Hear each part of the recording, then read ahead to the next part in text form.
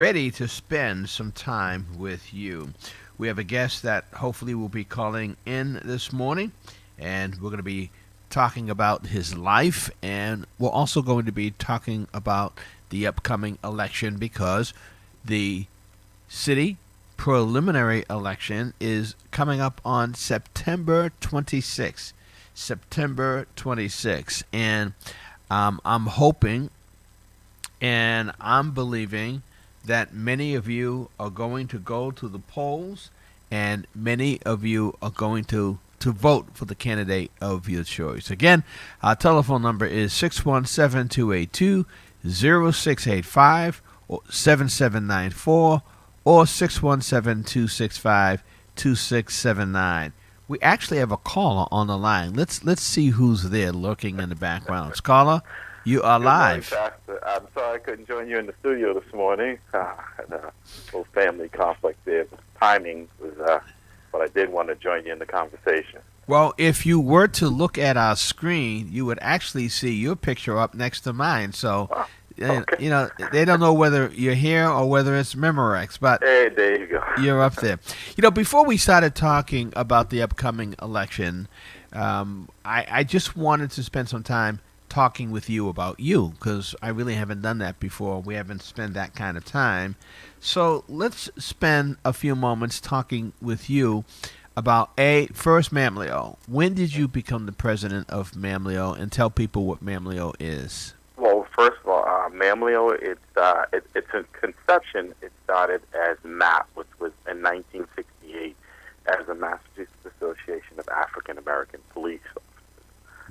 It was a small group of folks, around 9 or 10 individuals, who formed the group. And the reason it was formed because of the discrimination in the police department in the city when it came to police officers of color in law enforcement. And they did a very good job in their foresight of realizing back then and even today how necessary an organization such as Mamleo would become. Now, remember, we started at 9 and we have close to 600. So in the early 70s, we switched our name to Mamleo because we realized that our membership had grown and that the people we represented had grown. And so we wanted that to reflect that and not just African American police officers. Right, it had become more diverse. Exactly. People saw what was happening and they needed help, they needed support, they needed community, and so they said, we need to join this organization. Correct. So they did. The problem is that the city has not adopted that same philosophy that we did, knowing that things had grown. So fast forward, I became president, actually, believe it or not, in the early 80s for one term. It's a 2-year term. I became president for 2 years, and then I stepped down, didn't run for re-election.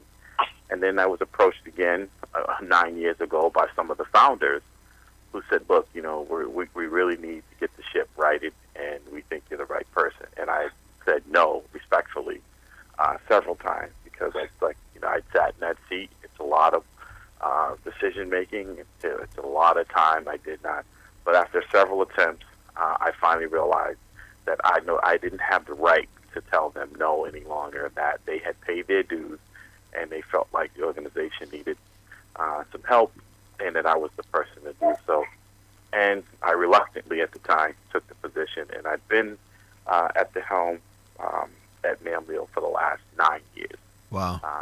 Probably one of the longest serving, if not the longest serving president in Mamleo's history. Wow. Consistently. Yeah. Wow. Well, that's great because I do remember Mamleo when I was a teen, and I do remember Mamleo when I was in college, and it was an organization. All I knew is that it was an organization on Columbia Road. There were black officers, and many of us were still afraid of the black officers, quite frankly. And there was a lot of activity that happened on the weekends at the building or in the building. But once you took over, I found myself being wanting to associate with Mamleo because I thought the things that Mamleo was saying as an advocacy group for officers around the city and officers now going statewide, I felt I wanted to be associated with that. But I knew that by being associated with Mamleo meant that there would be officials in city government, officials in the police department who would not trust me or want to work with me. I wonder why. Well, isn't it? Well, one that we don't compromise who we are, and I know that feeling, Pastor, because before I was even sworn in as president of Danville, I got some calls from folks that said, you're ruining your career. I'm like, what are you talking about? I'm like, I haven't even taken office yet. That somehow being the head of that organization was career ending. And I said, just the fact that someone is telling me that, I'm doing the right thing. It just reinforced even more the need to have myself in place there, trying to take and make some changes. And I haven't done it alone. I've had great vice presidents. Denise, who's currently the vice president, right. Jose Lozano, who was one of my vice presidents, Andrina Townsend was one of the vice presidents, and a host of members of the board. It's not, and I got to be honest, Pastor, a lot of support from community folks like yourself. I mean, you know how much our relationship has grown. That we had the honor of having you perform my wedding ceremony. That's just how far our relationship has grown, and the trust. And that's what it takes to get communities to buy into things, is building the trust. And that's what one of the things that was my key principle at Mamleo, was rebuilding a trust in the community, that we weren't just a structure that was there, and that door was not closed. And we brought in organizations such as BG, the Black Economics and Justice, Priscilla, Sister Priscilla and Brother Lowe, right. A part of the Mamleo family over there. We do a lot of community outreach there in the building, and we make the building accessible to any and everyone who is community and civic minded. And most of that is at no charge. Well, one of the other questions, I have two more. One of the other questions is, why did you decide to have a radio broadcast? What was that all about? Because we've been associated for quite a while now. Right. Well, Pastor, just like yourself, right? If you think about it here in Boston, as far as it comes to media, communities of color really have no voice, or very little voice, right? Right. If you turn on your television sets, turn on the radio, and if there is, it's mainly to entertain and not to inform. Okay. And I felt like that was a big and vital piece missing in our portfolio at Mamleo, was that we had a message, and in this world of technology today, people aren't going to what is quote-unquote mainstream media. They're using other avenues to get their information, and we needed to tap into that. And so Boston Praise Radio was growing. I remember when I first interviewed at the station there, you were in a little small room in the back. Right. And it's like watching your child grow. Right. So you have to be a proud papa based on what you've done with that radio station there.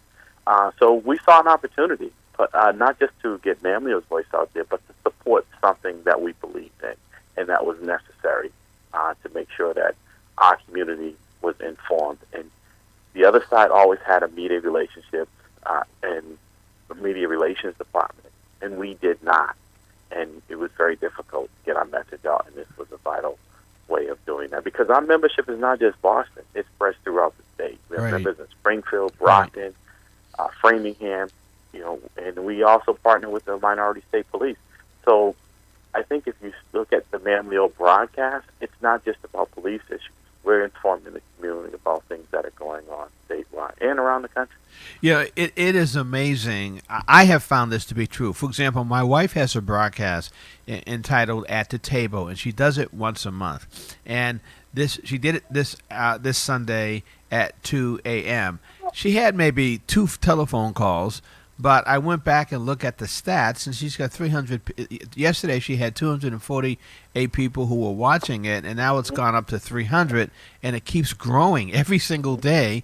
More people are finding it, and I am so excited that when I collect the stats of all the different venues that being on Twitter and being on Roku TV and Apple TV. Dr. Bradley, Denise, you have people stopping you and letting you know that they're listening to the broadcast. Well, I mean, how surprising is that for you? Well, let me tell you, and I'm not just making this up. Like I told you last week, I was in one of the local stores and I had my Mamleo cap on, and an individual said, "Hey, Mamleo, I listened to that show." I said, "No, I thank you. I'm the president."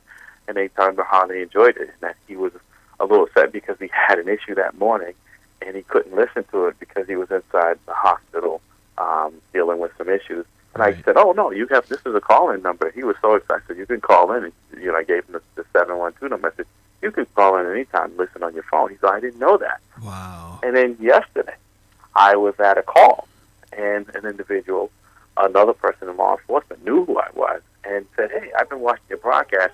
I like to volunteer." Wow. To help out. And I mean, it blew me away. Wow.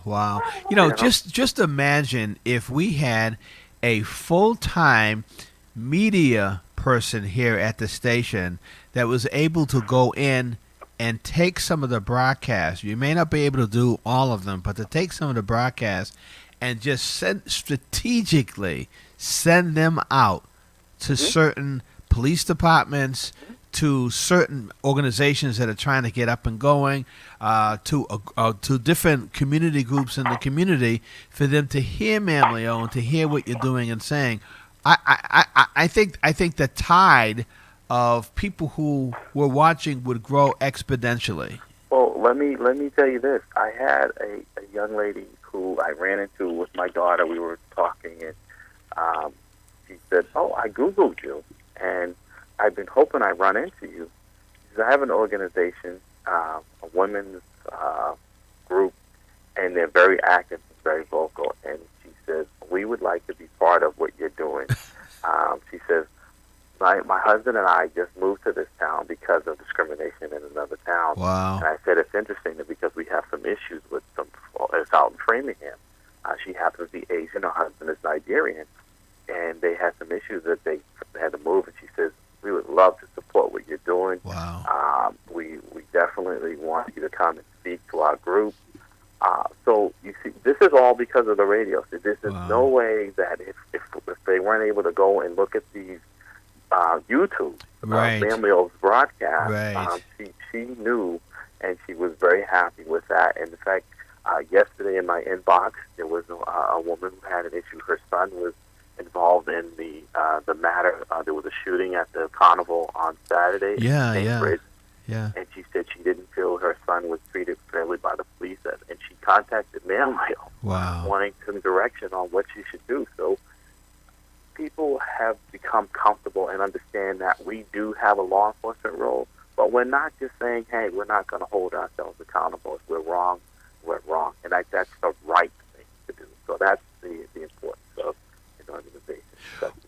Well, one of the other things that happened on Sunday during my wife's broadcast, she was trying to pull me into the broadcast, and usually when I'm engineering, I try to stay out of the broadcast because I've got to watch the TV. And then I said to her, "You had 42 people 42 people were chatting with me about her broadcast, and I was engaging 42 people, and that was only on Facebook.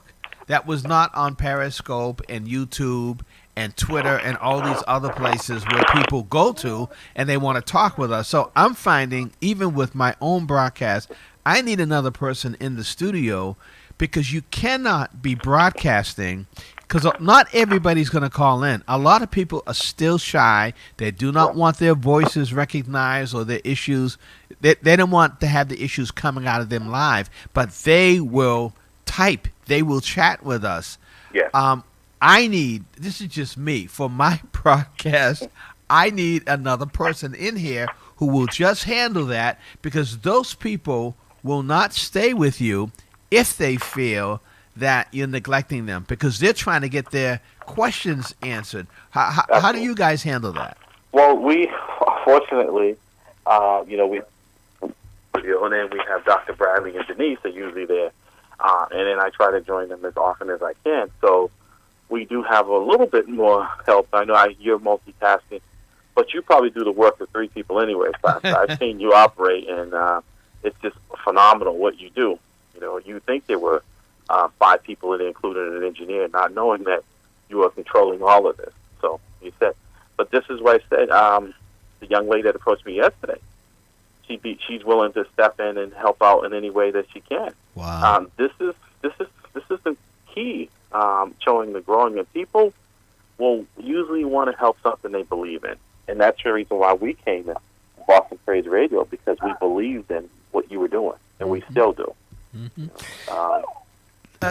Let me ask you, as we turn the corner, because we are going to talk about politics. Let me turn the corner and ask you a question. Now, you were raised in a church. You have a church background, and so as you look at the church that you were in when you were growing up, and as you look at the church today, oh my God, the past, and look at the church today. What are you seeing? Number one, number two. Get yourself in trouble along with me. Yeah. Do you think that the churches in Boston, the churches collectively, are effective or ineffective in mobilizing their congregants and giving the type of information to their members that would have them be more civically engaged? What's going on today? Well, honestly, you're right. I grew up in the church. My mom was in the church even after I had gotten a little disillusioned with the church, because it wasn't so much about the structure. It was about the message and the fact that it was more about keeping people in line, and more about being able to deliver them to some individual who had an agenda and he needed their constituents, their congregation vote. So it really left a bitter taste in my mouth. The one church that I give you what was a final straw for me was that I worked very tirelessly for the church that I was with. We were doing a fundraiser, and every year I would see the pastor getting their anniversary. First it was $5,000, then it was $10,000, then it was a Cadillac, and then all of this money was coming out of this building fund that was supposedly out of the building fund. The building fund, wow. The building fund, and then if you said anything about it or you objected to it, then you were not being loyal. And I'm like, I'm loyal to God. I'm not loyal to an individual. And right is right, and wrong is wrong. Yeah. And they did not see, and people blindly supported that. And needless to say, that church still doesn't have a new building, and that fund has been pretty much exhausted. Yeah. So it's very hard for me to buy into churches. Now, the reason why we haven't joined your church, and it's one that we consider, is just because of the distance of where we are. And because for me, being a church is not just going there on Sunday. Right. It is being able to be there on a regular basis, be participating during the week as well. Right. So we haven't found, like I said, most of it is churches now. It's about economics and how they can get people in the seat financially. What's the message? Right. It was really funny. I'm turning 69 in October, which means next year I'll be 70 years old. I just can't believe that I'm getting up there in age. If I wasn't going on 70 in next year, I would, and things could change. I've been thinking that it's great for us to have this urban church here in Dorchester, but I have been thinking and praying about wanting to plant a church in a suburban community, because I have a church called Grace Chapel in Lexington that I have a relationship with since 1983. They've been standing with us and supporting us, and we've been supporting them. And I would like to see how our ministry would grow in a community, either down on the South Shore or somewhere in that area. So who knows? We might be building a church right next to your house. Well, we would need it, because I believe there needs to be a church of non-believers, right? And I don't mean that as non-believers of God, but non-believers of this hypocrisy, right? In a lot of the clergy, because I know we're humans and we're talking about individuals, uh, so and we're fallible, I've seen it more and more.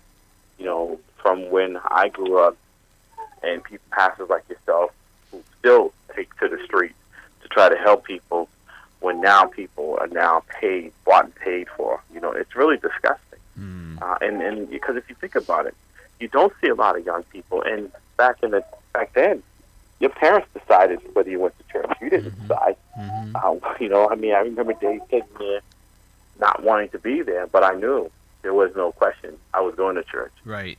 And today, the parents have not formed a relationship with the church because they don't believe in what they're saying, and people, like I said, they just feel like it's not some place where they're going to get what they need, so they don't go. Okay, so let's turn the corner. So then, let's say historically, there have been some churches that either did not have the numbers in the pews, or needed the financing, so they did all kinds of things to bring that money in, whether it was shady or very innovative. Now, when I look at today's church, and I'm talking about Boston now, the churches in Boston have a relationship with the government. And I see churches today bringing resources in by being closely aligned to the state and city government officials. Do you see the same thing? Well, absolutely. If you think about it, it goes back to where they said, the separation of church and state, right? And the reason why they wanted that is because they didn't want the politics to become part of the church, and it's actually more now than ever. And it's not the state so much; it's the churches now that seem to seek out the government because of the funds that are available for them. So, they'll sell themselves to the state, and that way it can't say, "Well, the state came in and took over, but we didn't start out the church." And that's and herein, to me, herein lies the problem. For example, I can't say it over the radio the way that I would like to say it, but I would like to say, with this upcoming city council election, I would like to name some politicians that I know have been very ineffective as it relates to relating to the community and hearing us and responding to our concerns. And I would like to call their names, and I would like to say to people, when you go and vote for the other person, or just put another name in. What would happen if a person who has been ineffective gets a whole lot of blank votes? I mean, they're going to see that their name was not placed in there, and we all put in Mickey Mouse. Wouldn't that send a message to an ineffective elected official?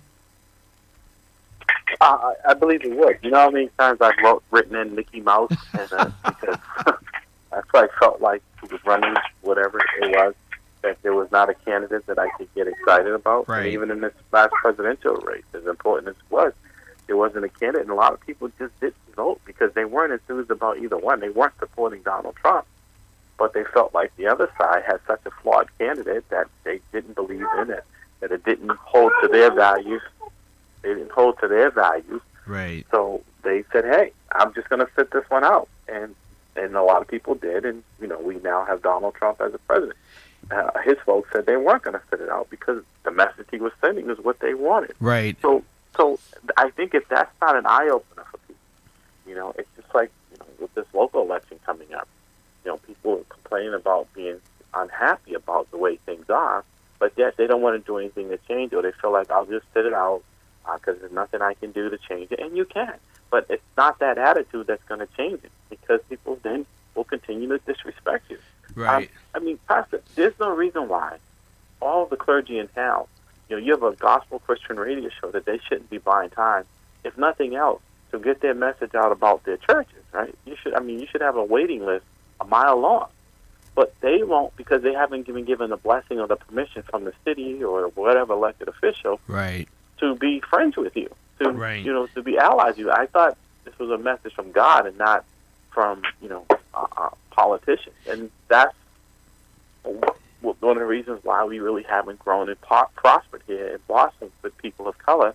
Is because we won't take on the tough issues, right? And that when you do, you get a sticker put on you as troublemaker. Correct. Or you receive phone calls that tell you to stay out of this and stay out of that. And I laugh when those calls come in. Right. And I remember in 2005, I've told the story again, but I'm going to keep telling the story, and I'm going to put it in my book one day. I remember when we had a march against crime in Cobham Square, and we rallied in the church, and then we walked out, and we walked to the big white church in Cobham Square, and I had anticipated maybe 3,000 people showing up, and we didn't have that number.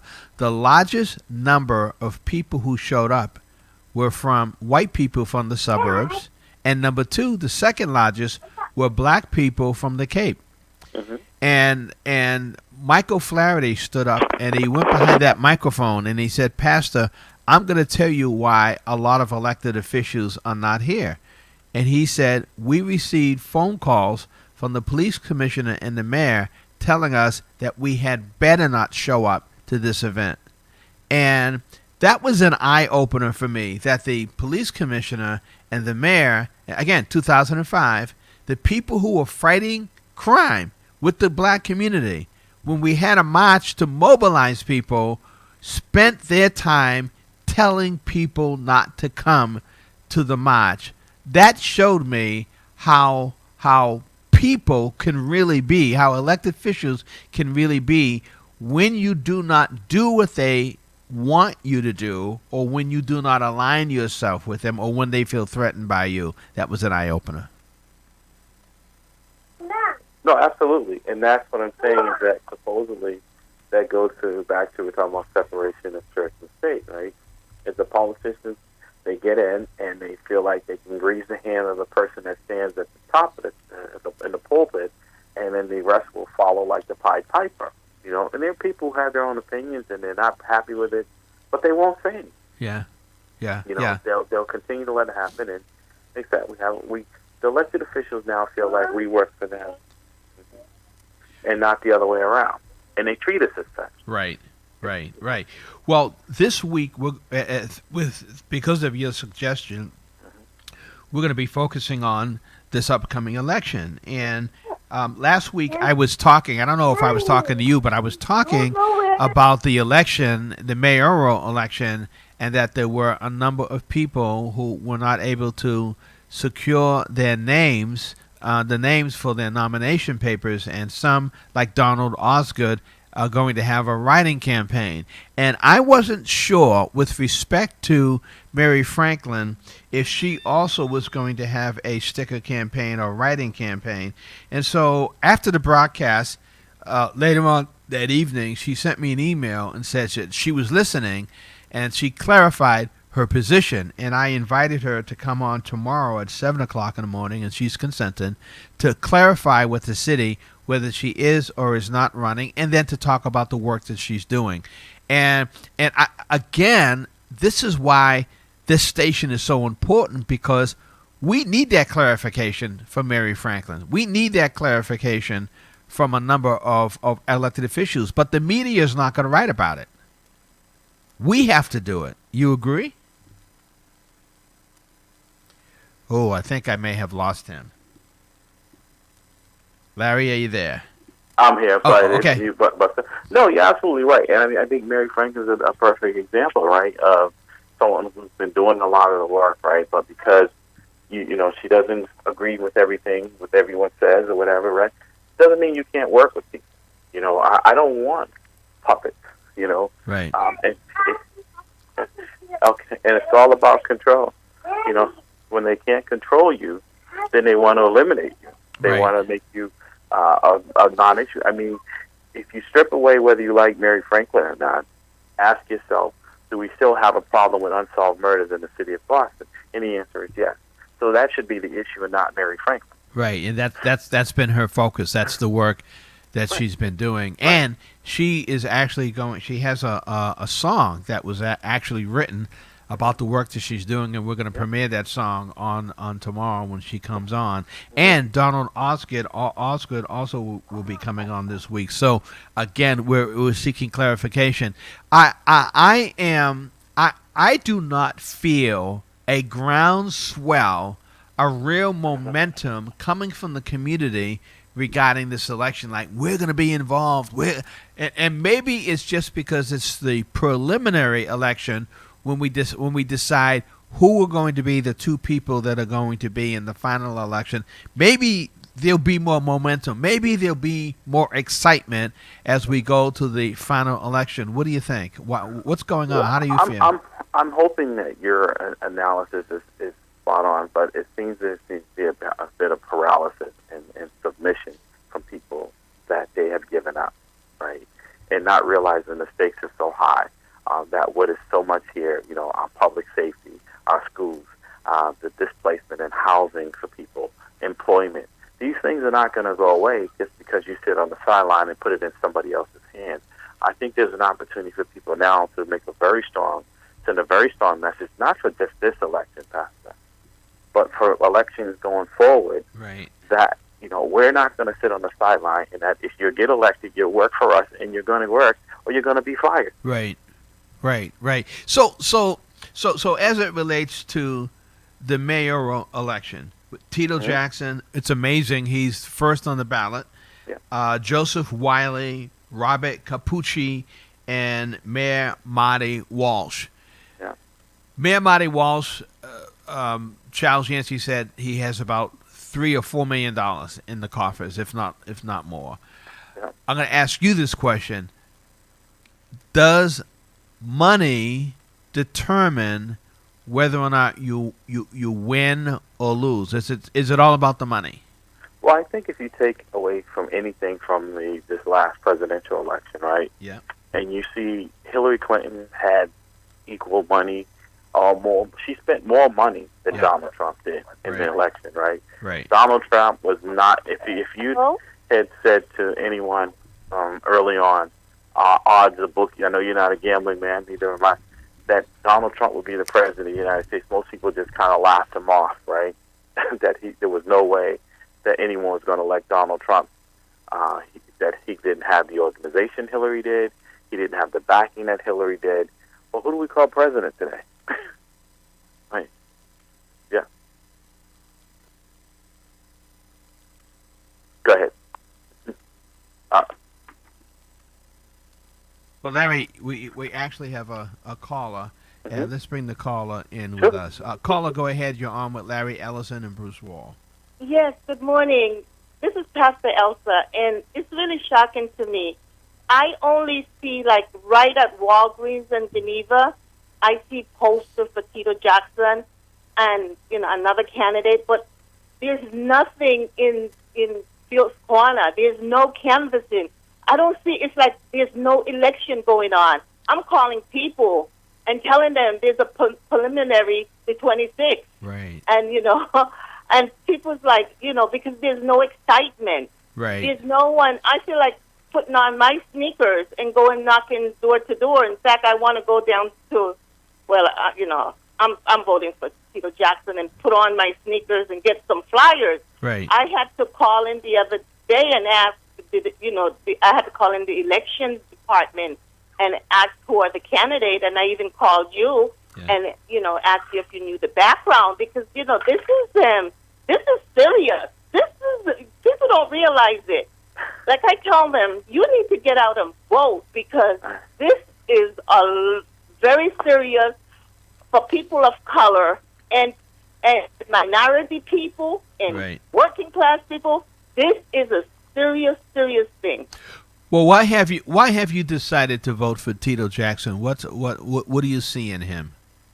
I see. Okay, number one, I see that Tito Jackson is okay. At first, when he first got in with him, being in the city council with him, and Wells and stuff, and at first, even in the nomination when Mayor Marty Welch got, was picking people for different departments. And I just felt I don't know if anybody saw that. It was a phony hug. I knew. I don't know. I just have these discernment spirit.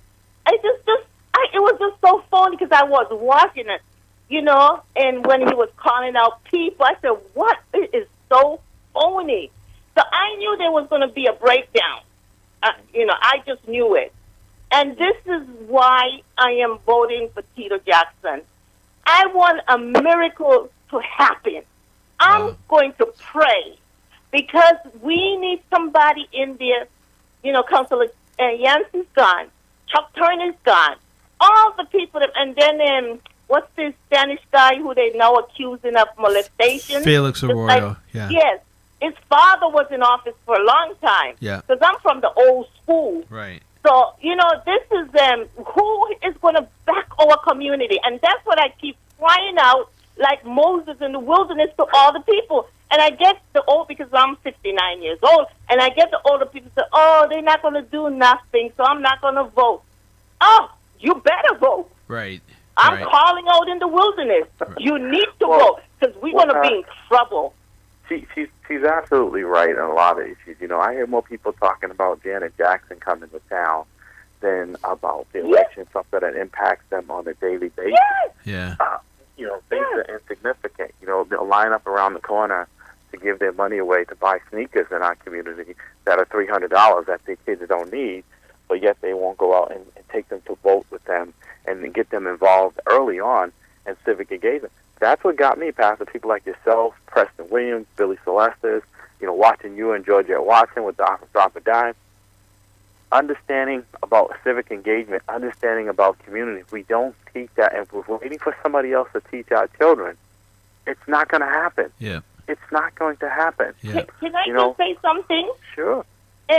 My kids, I have been an activist all my life, even when I was in elementary. And my kids, my grandkids, they could play me so good. They'll say, I know what Grandma is going to say. She's going to say, number one, she's a voter. Two, she's a citizen. Mm-hmm. And number three, I pay taxes. And my kids, we roar. Because, we roar when we get together. Right. My kids and my grandkids. Because they know I'm not going to take no mess. And a lot of people don't like me. Like my bishop say, you know what, Sister Elsa, Mother Elsa? One thing I can tell anybody, you have integrity, you're honest, and you speak what's on your mind. I'm like that. And I kind of get knocked down. There's not one thing you said that was a bad thing. And this is how somehow that gets interpreted is you're a troublemaker. Yes. And a lot of time in leadership, I get things, because, men, excuse me, men, but they get intimidated when a woman is aggressive like that. But it's boldness. When I got saved, and I was so bold, I was in the, I've been saved now for 26 years. And, I would get all this comment from the leadership, oh, you got to be under somebody because you need to be controlled. Wow. And I used to go on my knees. I would come home from church and cry. Mm-hmm. And I would go to the Lord and say, Lord, take away this boldness. And, he never did. He never took that boldness away. And it's not being aggressive. It's fighting for the right of the lesser people. Right, fighting for humanity. Right. When I saw thousands of people, I didn't go, but when I saw thousands of people go to City Hall for the gospel concert this summer in August, when I saw that, I said to myself, what is wrong with us? I'm not saying they should not have gone, but if you're going to put a couple thousand people just like that out on the street for a free gospel concert, then I want to see thousands of people lining up at these polling places, lining up to vote for the candidate of their choice, or send a message to the citywide city councilors and some of these district city councilors. Write Mickey Mouse's name in there, or what I do. See, I probably should have been the mayor last year because everybody was writing my name in. Because I write my name in all the time because I'm so dissatisfied with these elected officials. But we need more. if the church ever mobilized and stood together, we would take this town not only for Christ, but we would take this town Amen. for what is righteous Glory to politically. God. Thank That's you, what I Jesus. that's what I think. But Pastor, here's the thing. Your caller just hit on it, right? When she said she got on her knees and she prayed for God to take this boldness away from her. And if he didn't take it away from her, what man should be allowed to do that to her? Correct. These men who want to control, they want her to be silent. They want me to be silent because we're upsetting the things that they're trying to do in city government, because the elected officials are saying, can't you control Elsa? Can't you control Pastor Wall? You somehow you've got to shut them down, because what they're saying is shedding the light on what I'm not doing. And you know what? We have to keep speaking no matter what. Okay, Pastor and brother. Thank you. Thank you. Thanks for calling in. God bless you. No, see, and that's the attitude that people have to have, right? Because there'd be a seismic change if people just came together, right, and said, we're not taking this anymore, and we're sending a message. Look, the elected officials here at the city council and at the state felt they were doing such a good job that they needed a huge pay raise, both of them. And people are saying, I can't believe, well, but you keep reelecting them, right? So don't let them be the beneficiaries. Oh, vote them out of office. If you feel like they don't deserve that pay raise, which a lot of us don't, then vote them out. That's the democratic process. But if you're not using it, they know you're not. They go out and they get just enough people to get them reelected, right, and they just have a job. So it's easy for them to manage and maybe take care of a few of their constituents, and the other ones fall in line for whatever reason. They don't have to answer to the rest of us. Right. You know what I'm going to do? I'm going to do the research, because I know that there are times when in certain districts you might have 30,000 registered voters or 40,000 registered voters. And as I said last week, only 2,000 come out to vote. So 2,000 people are determining who the political leadership is going to be in a district where there are 40,000 registered voters. That shouldn't be.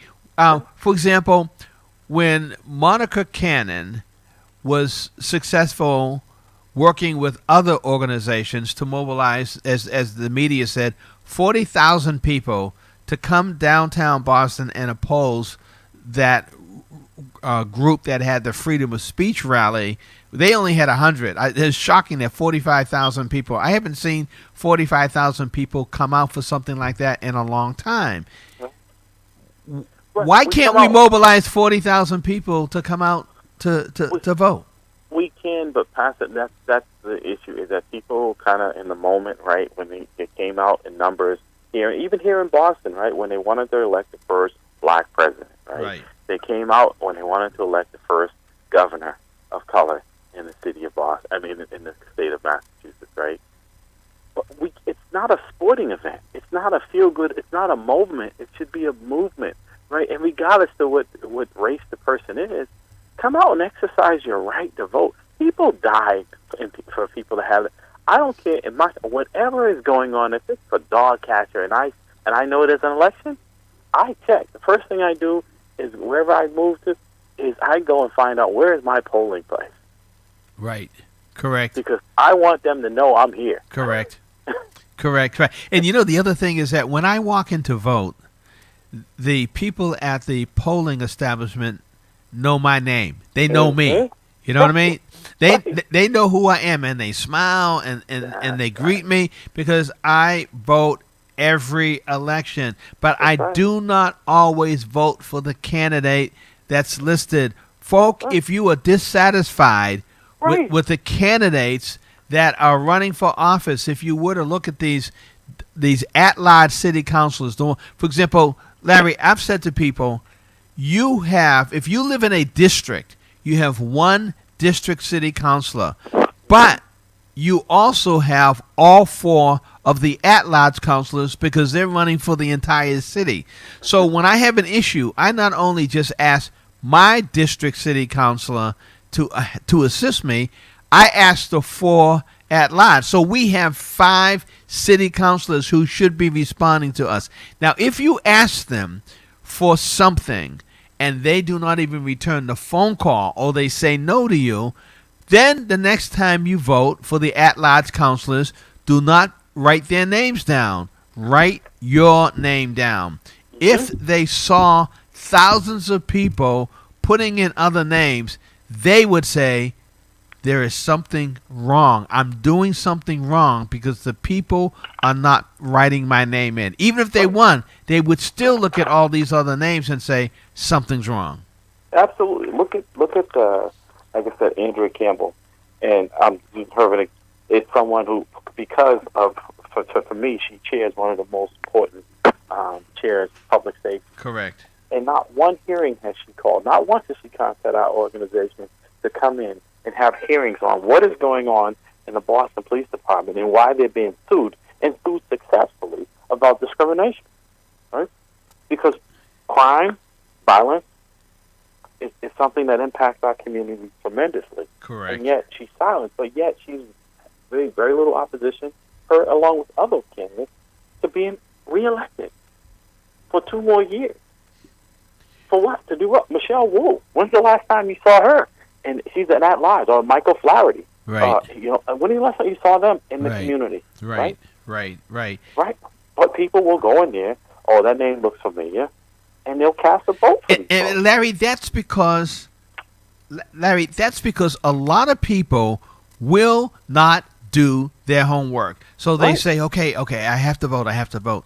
And they go to the polls and they see names, they say, okay, Michael Flaherty, I've seen his name before. Mm-hmm. He must be doing well because his name keeps appearing. And Ayanna Presley, right. And so they just go ahead and they don't do the work. And my question is, when is the last time you have called an elected official to ask them about what have you done this year? What have you accomplished? What ordinances have you had passed?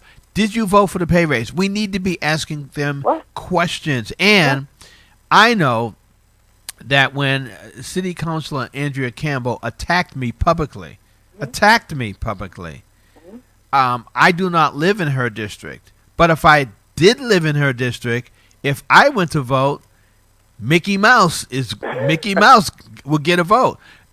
People have got to start calling their elected officials and asking them, the light's out in my street, the trash is not being picked up on time, they're not picking certain things up, we have abandoned cars on our street. You need to call your city.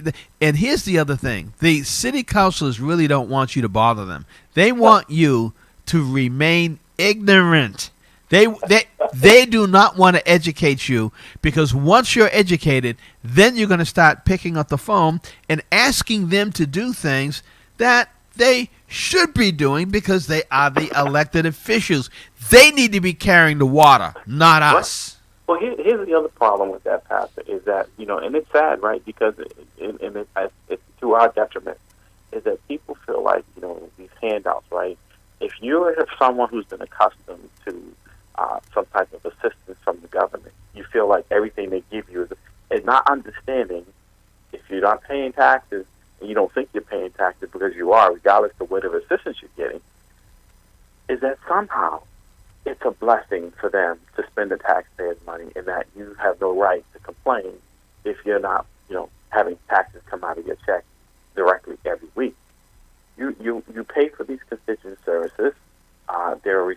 They're available to any and everyone who lives there. So if you're sitting back and you're allowing this because you don't want to call down there because you feel they're going to be angry with you or what have you, then shame on you. Shame on you. And they always say the same: you get the government you deserve.